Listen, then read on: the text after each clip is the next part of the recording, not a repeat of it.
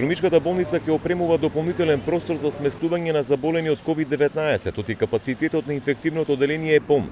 Зголемениот број на инфицирани лица со коронавирус последниве денови во Струмица предизвика сите 15 кревети да бидат постојано полни со пациенти. Оние со потешка клиничка слика се препраќаат во Скопје. Со оглед дека се чувствува потреба, директорот Гогор најави адаптирање на простор во новиот болнички крак, за да се лекуваат пациенти со COVID-19 кои имаат болесни симптоми.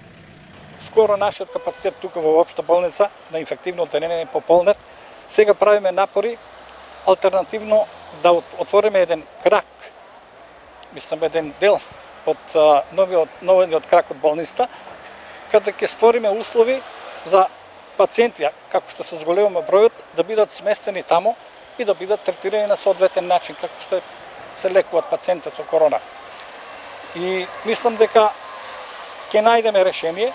Во Струмица денове излезе и првиот позитивен случај од детската градинка, заради што целата група со 11 деца и 2 воспитувачки се ставени во изолација.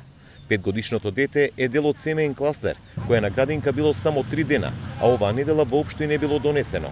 Директорот Бубев тврди дека се преземени сите мерки според протоколот за работа. Групата е изолирана со сите даватели на услуги внатре кои што беа. Дечињата денес не се тука, така да градинката продолжува со активности по протоколи и применување на алгоритмите предвидени од Комисијата за заразни болести. Па се приметува еден мал дел на отсуство на децата, но не е тој некој си голем да се мисли дека заради случајот ние тоа отсуство го имаме, можеби има нешто. Струмица денове станува ново жариште со оглед дека бројката на заболени од COVID-19 постојано се зголемува. Во групата на инфицирани не се само повозрасни, туку и млади лица на возраст од 15 до 30 години, тврдаат лекарите, кои причините ги гледаат во непочитување на мерките. Последниве денови бројката на инфицирани со коронавирус во Струмица постојано е двоцифрена.